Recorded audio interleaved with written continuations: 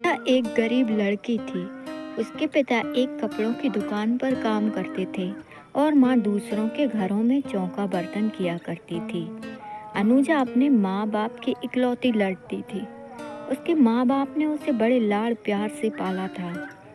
वे चाहते थे कि अनुजा पढ़ लिख कर बड़ी आदमी बने, जिससे उनके सिर से गरीबी का कलंक मिट जाए। अनुजा ने जब 10वीं का इम्तिहान पास किया तो उसके माँ बाप बहुत खुश हुए। उन्होंने कस्बे के एक इंटर कॉलेज में उसका नाम लिखवा दिया। इंटर कॉलेज उसके घर से थोड़ी दूरी पर था, इसीलिए उसके माँ बाप ने किसी तरह पैसे का जुगाड़ करके उसे एक पुरानी साइकिल भी दिला दी, जिससे अनुजा को स्कूल जाने में परेशानी ना हो। अनुजा जब साइकिल पर बैठकर स्कूल जाती तो उसे लगता जैसे वह आसमान में उड़ रही हो। यह उसका बहुत पुराना सपना था, जो उसके माँ बाप की वजह से पूरा हुआ था। इसीलिए वह रोज समय से स्कूल पहुंच जाती और मन लगाकर पढ़ाई करती। लेकिन एक दिन अनुजा की जिंदगी में एक नया मोड़ आया। दोपहर का समय था। स्कूल से छुट्टी होने पर उसने अपनी साइकिल ली और घर की ओर चल पड़ी। लेकिन वह अभी थोड़ी दूरी पर पहुंची थी कि पीछे से आती एक बाइक उसके बगल से गुजरी। वो जो लड़का चला रहा था वह उसकी ही उम्र का था। लड़के ने थोड़ा आगे जाकर अपनी बाइक रोक दी और अनुजा को रुकने का इशारा किया। अनुजा उस लड़के को अक्सर रास्ते में देखा करती थी। जब भी वह स्कूल आती और स्कूल से जाती तो वह लड़का सड़क के किनारे उसे निहारता करता था। शुरू शुरू में उसे देखकर अनुजा को बहुत गुस्सा आता था, लेकिन धीरे धीरे वह उसे अच्छा लगने लगा था। इस तरह से रास्ते में रोके जाने से अनुजा घबरा सी गई। का मन हुआ कि वह अपनी साइकिल आगे बढ़ा दे, लेकिन फिर ना जाने क्या सोचकर उसने अपनी साइकिल में ब्रेक लगा दिया। वह लड़का अनुजा के पास आ गया और धीरे से बोला, मेरा नाम राहुल है। मैं रोज आपको स्कूल जाते हुए देखता हूँ। अगर आप बुरा ना माने तो मैं आपसे कुछ कहना चाहता हूँ। क्या? अनुजा के मुंह से सब इतना ही निकला। राहुल ने अपनी शर्ट की जेब से एक गुलाब की कली निकालकर उसके हाथ में रख दी और उसकी मुट्ठी बंद करते हुए बोला, मैं तुमसे बहुत प्यार करता हूँ। उठते बैठते सोते जागते हर समय बस तुम्हारे बारे में सोचा करता हूँ। मुझे कुछ भी अच्छा नहीं लगता है। राहुल और भी बहुत कुछ कहना चाहता था, पर अनुजा ने उसके ओंठों पर हाथ रख कर उसे चुप करा दिया। तो आपको मेरा प्यार कबूल है? उस लड़के ने अनुजा की आंखों में आंखें डालकर पूछा। अनुजा शर्मा गई। उसने चुपचाप हाँ में अपनी गर्दन हिलाई और साइकिल पर बैठकर तेज तेज पैडल चलाते हुए अपने घर चली गई। इस तरह अनुजा और राहुल में बातचीत की शुरुआत हो गई। राहुल रोज उसके लिए कोई ना कोई गिफ्ट लाता और उसके लिए जीने मरने की किस्में खाता। उसकी बातें सुनकर अनुजा दीवानी हो जाती है और सपनों की दुनिया में खो जाती है। एक दिन राहुल ने अनुजा से कहीं घूमने चलने का आग्रह किया। पहले तो अनुजा ने हल्का सा नकुर किया, लेकिन फिर वह तैयार हो गई। उस दिन अनुजा बहुत खुश थी। वह तय समय पर उस जगह पहुंच गई जहां पर राहुल ने उससे मिलने के लिए कहा था। राहुल ने अनुजा की साइकिल को एक दोस्त की दुकान पर खड़ी कर दी और अनुजा को बाइक पर बैठाकर चल पड़ा। राहुल अनुजा को लेकर नदी के पास पहुंचा। वहां पर उसने अपनी बाइक खड़ी कर दी और दोनों लोग घास पर बैठकर बातें करने लगे। राहुल ने अनुजा से एक दो बातें की, फिर वह उसके करीब आ गया और उसके चेहरे से खेलने लगा।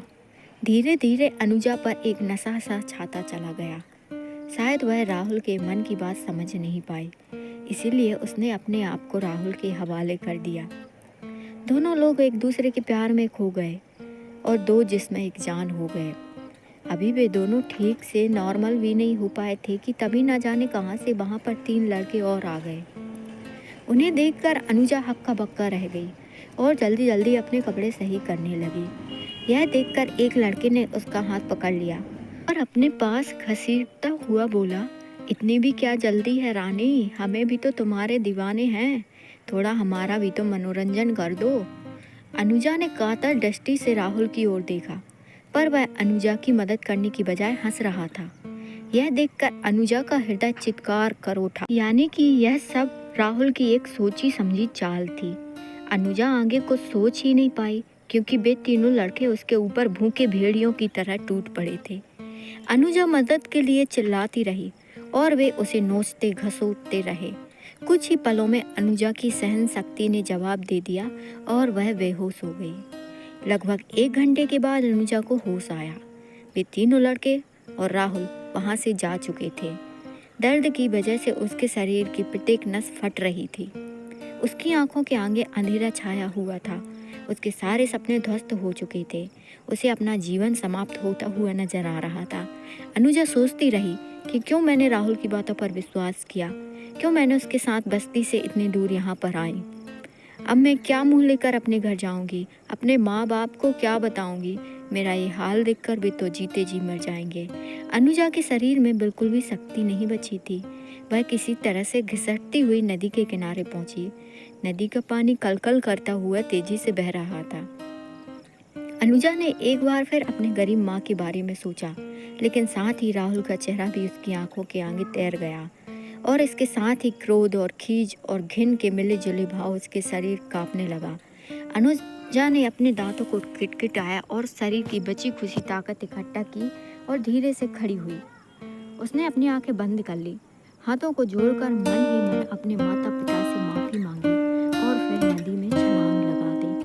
अगले ही पल अनुजा नदी में डूबने उतराने लगी, लेकिन अब ना तो वह किसी को अपनी जान बचाने के लिए पुकार रही थी और ना ही बचने के लिए संघर्ष कर रही थी। उसका मन अब भी अपने बेवफा प्रेमी के बारे में सोच रहा था। वह सोच रही थी कि क्यों मैंने उसकी बातों पर इतना एतबार कर लिया, क्यों मैंने उससे इतना अंधा प्यार किया, क्यों मैं उसकी नीयत को समझ नहीं पाई। अगर मैं ऐसा कर पाती तो शायद। और फिर वह नदी की गहराई में डूबती चली गई। दोस्तों, किसी से प्यार करना, किसी पर एतबार करना बुरा नहीं है। अपने भीतर जज्बातों को पहचानने की क्षमता भी रखिए। किसी की बातों पर एतबार करने से पहले उसे एक बार जरूर परखिए। किसी को अपना तन मन सौंपने से पहले उसके परिणामों के बारे में भी जरूर सोचिए, नहीं तो आप भी अनुजा की तरह धोखा खा सकते हैं, आप भी उसकी तरह ठगे जा सकते हैं। दोस्तों, यदि आपको यह कहानी अच्छी लगी तो हमें ज़रूर बताइएगा और इसे शेयर करके अपने दोस्तों तक की भी पहुंचाइएगा। Thanks for watching my video. धन्यवाद।